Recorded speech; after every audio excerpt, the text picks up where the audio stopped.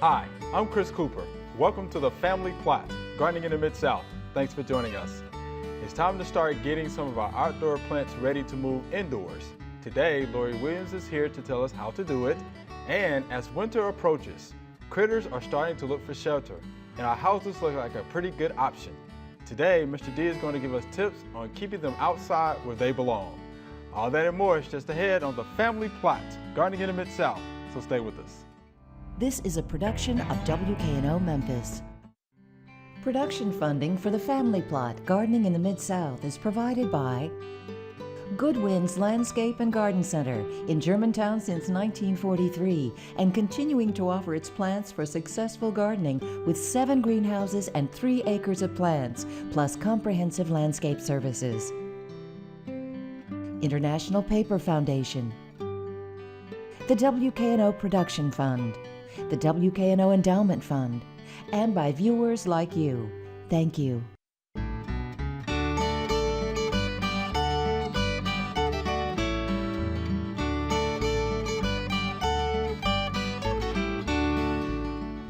Hi, welcome to the Family Plot. I'm Chris Cooper. Joining me today is Lori Williams. Lori is the Adult Education Manager at the Memphis Botanic Garden, and Mr. D is here. Glad to be here. All right, thanks for joining me. Hi, Lori. Let's get those plants from outside to indoors. So what do folks need to be doing if they still have plants outside? Well, it would have been better if they'd started about 2 weeks ago or so, maybe. Hopefully we haven't had frost yet. Okay. Because there's 2 things you need to think about when you're moving your plants in. Of course, the frost date and bringing critters in with your plants. Right. Okay, I think Mr. D is going to talk about bigger critters than I'm talking about. But it's a good idea to start a couple of weeks before the last frost date. Okay. To start inspecting for bugs and those kind of things and spraying for them, because generally you have to spray twice for it really to take effect. Okay. And you don't want to use heavy duty chemicals on the plants you're going to be bringing indoors, because you're going to be breathing the air. Sure. And you might have pets in the house. And so it's a good idea to start about 2 weeks ahead of time, inspect for the bugs, and then start spraying. And I've been using, I use like a neem and then a light oil on mine, and I was able to get rid of some pretty nasty whitefly infestations on my citrus trees before I brought them in. But they need to look underneath the leaves as well as on top, because the bugs kind of know that they're on the bottom of the food chain, and so they're hiding from the birds and the lizards and all those kind of things. So definitely inspect the bottom side of the leaves. And another thing you can do is just touch it, and if you get this white cloud, it means you've got whiteflies, and they're once you bring them indoors, they're going to explode. Wow, so it's best to take care of them outside before you bring the plants in. Okay. Now, if you want to take care of those outside, then how would you go about doing that, the white flies? That's what I used was neem oil. What's the neem oil? Oh, you can do that outside. Yeah, and the light oil, but you have to do it 3 or 4 times. Any of those biological controls, you've got to be pretty persistent with. It's not going to knock them out like something a little bit stronger would. Okay. But spray several times, because once things hatch, they may not have been affected by the neem oil first, so you got to get those again. And so start spraying and do it a couple of times, maybe 7 to 10 days apart, and bring them in. Something else you might want to do is hold a piece of white paper underneath them and kind of tap on the leaves, because spider mites you can't always see with the naked eye. And they'll show up on a piece of white paper. And they're kind of hard to get rid of. They're tough. Yeah, there's a few bugs that are really kind of wreaking havoc with things. Another thing you might want to do is kind of harass the pot a little bit, okay? Smack it a little bit, bounce it around. I almost brought 2 ant nests in. I just brought my plants in this past weekend. And I almost brought 2 ant nests in, because you do that and they start bubbling out of the top, and you don't want that in your house. No, I don't think I want ants in my house. And you also might get a toad or 2 that have been hiding out in your pot that would come out. I've found a couple of mummified frogs in my house before, which sort of says something about my housekeeping abilities. But and something else you might want to do is, this was put in here just for looks in the summertime, is pull that kind of stuff off, because one of the things you're going to do is check your plant every week to see if it needs water. It's harder to judge water amounts once the plants are in the house, because it depends on the humidity and how often your heater's running and those kind of things. And so you could just pull this off and touch the soil to see if they're going to need water or not. It's a good time to groom them too. You can see this one's got some leaves on them that are sort of spotted. So I would go ahead and do some grooming before you bring them in. You might as well. And you may also need to cut them back just to fit in your house. I've got a ficus tree that I've had since 1982. Wow. And so every year I have to cut it back to bring it in. It's not the best time to do it. It would be better to do it in the spring, but it's pushing up against the ceiling in my sunroom, so I have to kind of cut it back. Yeah, 1982. Yeah, that plant has moved all over the country with me, so it'll be a sad day when that one dies. Oh my gosh. Let's see, what other things do I need to tell you about? Oh, also inspect where there's like sheaths on it. If you would hand me that orchid there, Mike. Okay. And why are you telling you the orchid? What kind of plant is this, Lori? I sure hope this This is an orchid. is an alocasia. Okay. This is a really neat plant, kind of related to the elephant ears, but very tropical. Will not survive outside at all. Okay. But if you can notice on this plant, there's sheaths that are around these pseudobulbs, and bugs get down inside there and hide. And again, they're trying to survive, just like we are. And so pull any of that dead kind of stuff off, and you might notice that you had insects that you couldn't eyeball before. And same thing with this plant. It's got some of these little sheathy kind of looking things on it too. And so just kind of do that when you're inspecting for the insects. Now, it's better to actually cut your plants back in the spring, because when you cut them back and you bring them indoors, they're not going to get as much sunlight as they did outside, or even natural light. And so they start growing again, because it stimulates growth. Yeah. But the thing is, they're growing for the sunlight, so they get long and leggy, and so there's they're long reaching inner for it. nodes. Yeah, Okay. it's better if you can wait to do it in the spring when you're getting ready to take them outside. Okay. Same thing with repotting them. You may have to, because there's hardly any soil left, but it's better to wait until the spring. Now, what about fertilizing in the winter then?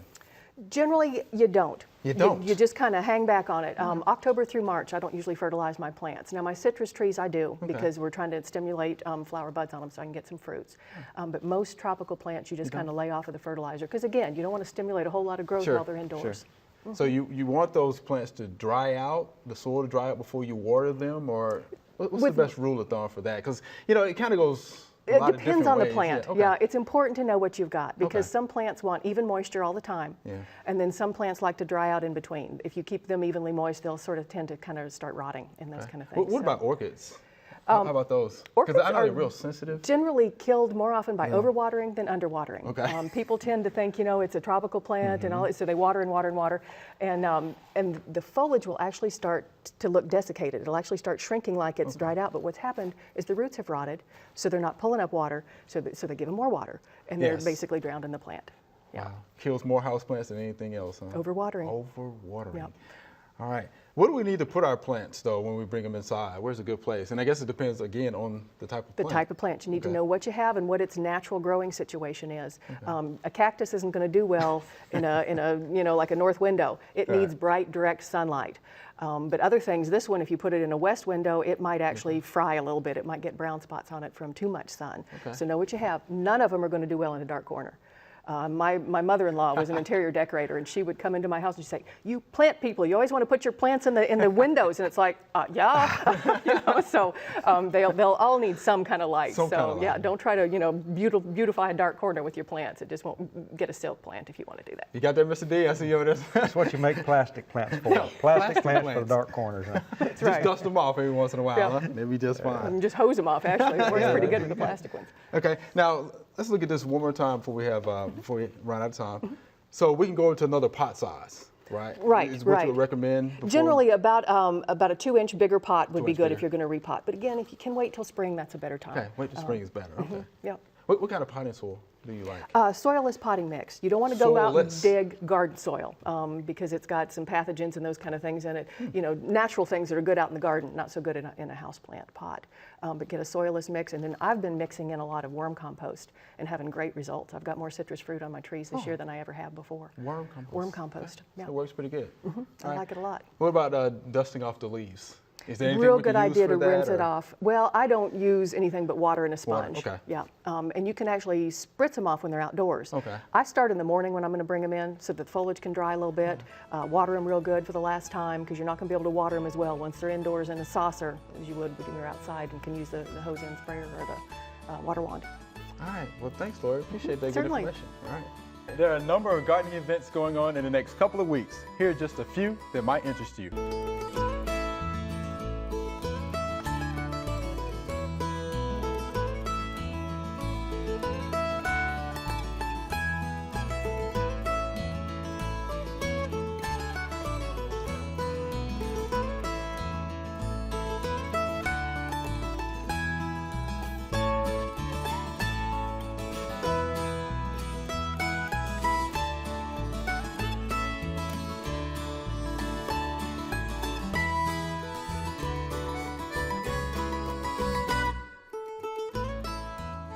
All right, Mr. D, this time of the year, critters are on the move. They're trying to get indoors for the winter.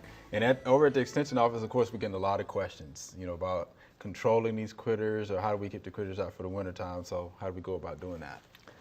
You know, it's an ongoing battle. It's really hard, and sometimes you can't do it.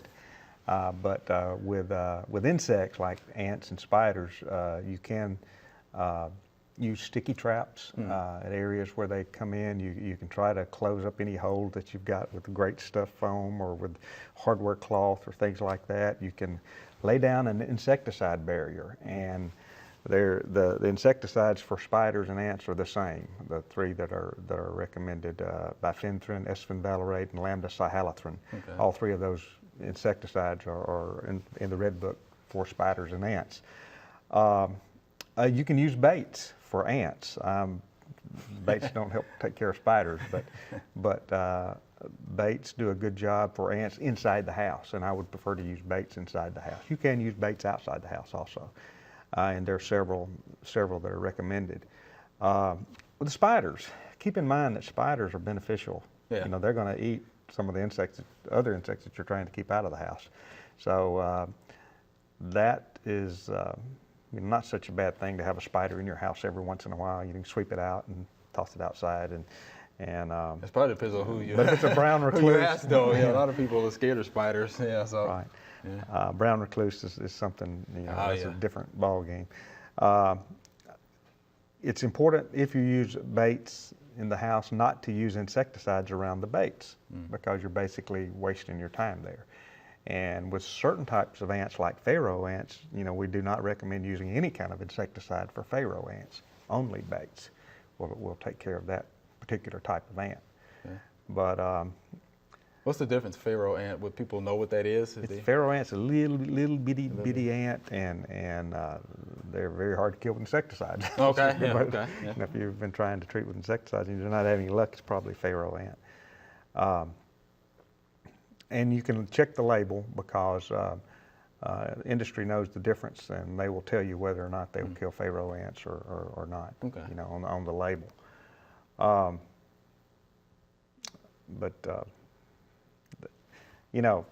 The larger critters are the ones that are more of a problem. And I don't know, we were talking about, you had problems with chipmunks chewing the wiring out on your vehicles. I've had that happen a couple of times. I didn't know whether it's chipmunk or squirrel or mouse or a rat or whatever, but it's cost me several $100s getting vehicles rewired. Of course, I live out in the woods. You must live out in the woods too. Yeah, rural you live area, out in the woods. That's one of the pleasures of living out in the woods. But my mechanic said to take the rodenticide baits, and he said put one up under your wheel well on your gas tank, on top of your gas tank, and then push one up under your fuse box. And I did that. I used one of the good single feeding anticoagulants and did that. And the wiring that he fixed last year, he had to fix again this year, very close to where he had the problem last year. Close to the nibble bait, right? Yeah. So obviously that didn't do the trick, and it's a vehicle that I don't drive very often. I guess the key is to crank it and run it and move it, and or if you can, park it in a shed, in a tight shed. Mine's outside, but squirrels, raccoons love to get in your attic, and you better keep an eye on that. And again, using hardware cloth. A raccoon can climb the corner of your house, so if you have raccoons that are doing that, you can put sheet metal, 3-foot long sheets of sheet metal on the side of your house to keep their little claws from digging in. Trap these critters, and dispose of them. 12-year-old with 20 gauge, 12-year-old with 20 gauge, don't rule that out. All of the publications I see, that's one of the first things and there's a real good site to go to I think it's called Wildlife Damage Control. You can Google that, and you get nice publications like this that are written by wildlife biologists. This is the one about raccoons, and it has probably about 10 or 12 pages of information about the biology of a raccoon, what they eat, what they prefer, and also exclusion. And right here we have shooting.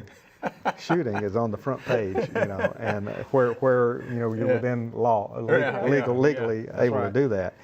But I mean, we've got one for raccoons and opossums, And, possums aren't that big a problem as far as getting into houses. I've not seen that as a problem. But you asked, that's one of the things that you asked me to talk about. You mentioned some of the folks think they have raccoons and possums digging trenches in their yard. Yeah, I think they're digging ruts. That's what they're thinking. Probably not. Probably an armadillo. That's probably what they got. But, I encourage folks to go to these websites and check these things out. I know trapping is one of the best things that you can do.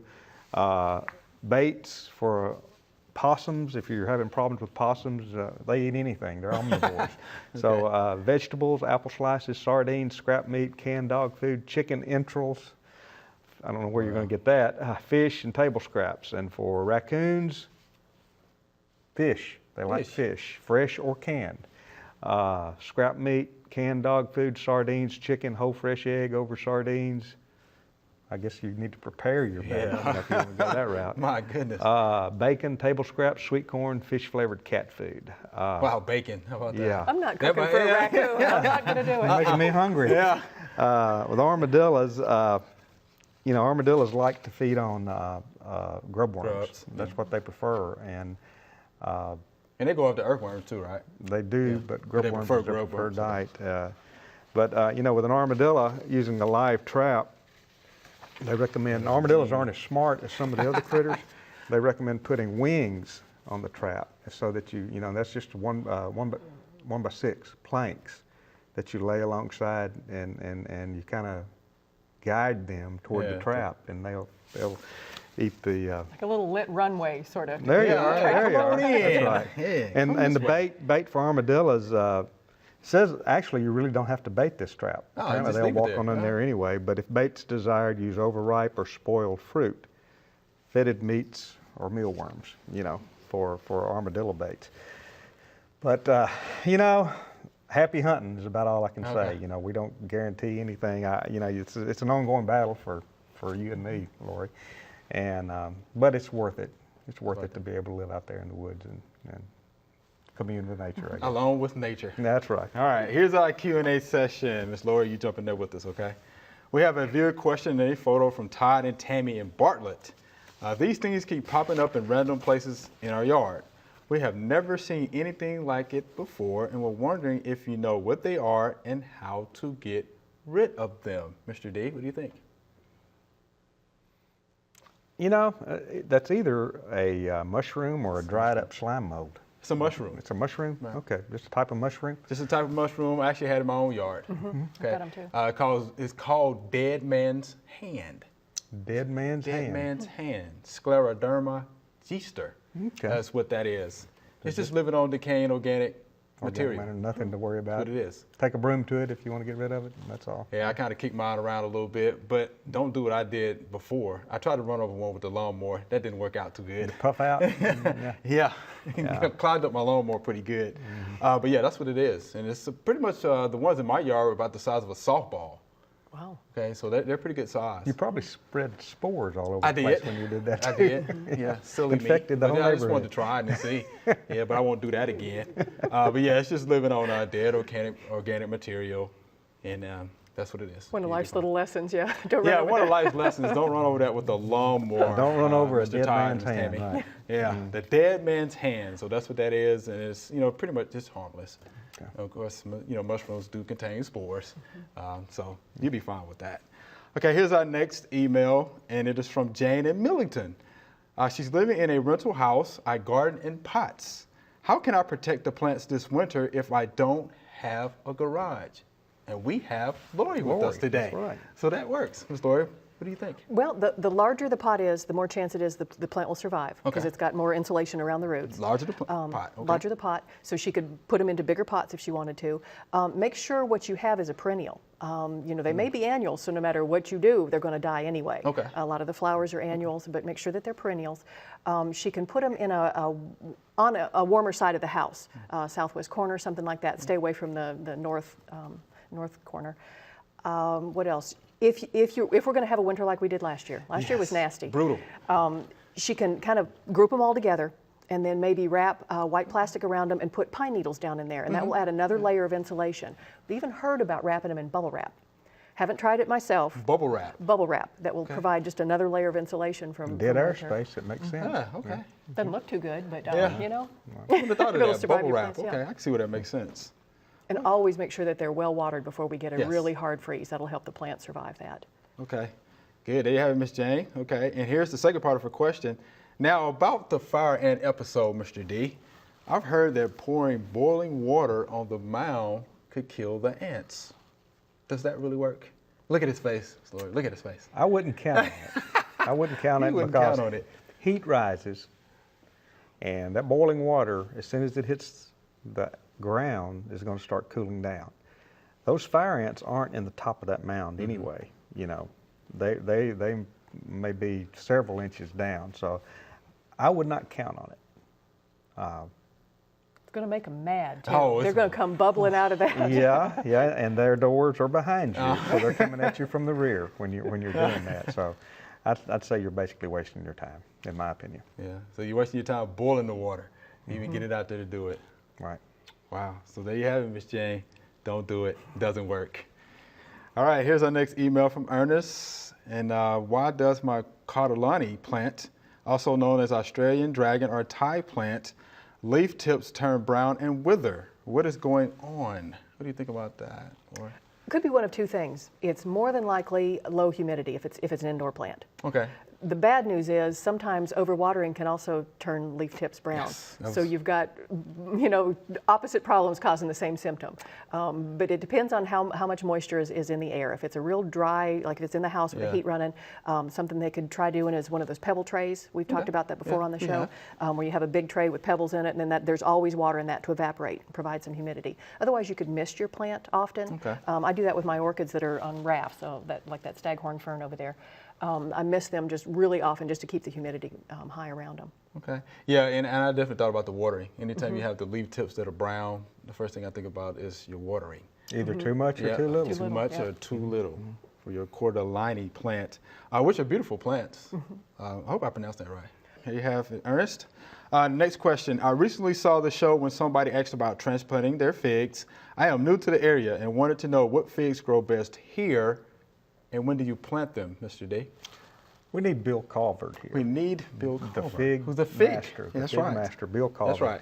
You know, if you Google figs in Tennessee, and you're going to get a publication, and it has the standard varieties: Eastern Brown Turkey, Celeste, yeah.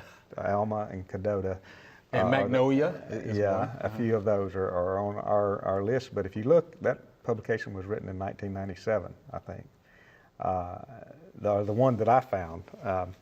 I know that there are some newer varieties. You probably know what some of the newer, more cold hardy varieties are.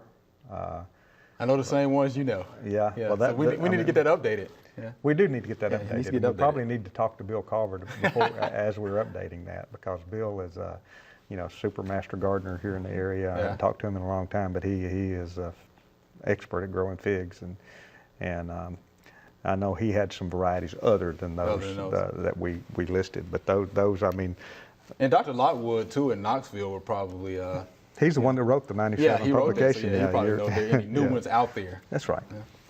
Yeah, so when would be a good time to plant them then? Just like any other fruit, Okay. late winter is probably the best time to plant them. After all hard freezes are passed, is the best time to. That's when the commercial guys do their planting. Okay. I wouldn't recommend planting now. Okay. Really. Alabama has a publication that has a lot of different varieties listed, but I'm not sure that they will work In this area. in this area. And they've got green, split into green and yellow figs, and it's about 20 or more publications, including the brown turkey. The ones that we have Right. on probably our those, list. yeah, And this is also, but this publication is also got some age on it, I think, April of 1999. Wow. So, just need to talk to someone that knows about the new varieties. I think there's some newer varieties that are more cold hardy, might work better. Okay. Ms. Lori, Mr. D, we're out of time. Remember, we'd love to hear from you. Send us a letter or an email with your gardening questions.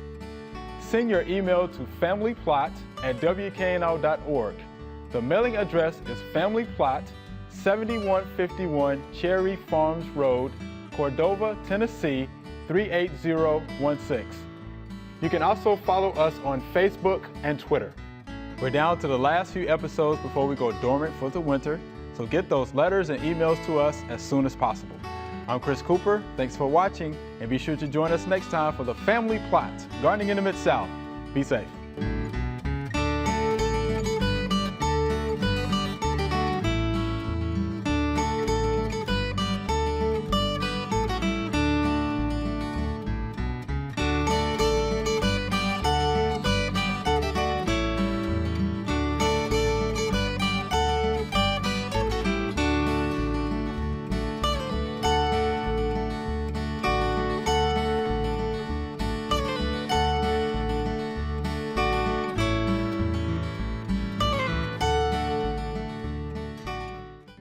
Production funding for the Family Plot, Gardening in the Mid-South is provided by Good Winds Landscape and Garden Center in Germantown since 1943 and continuing to offer its plants for successful gardening with 7 greenhouses and 3 acres of plants, plus comprehensive landscape services.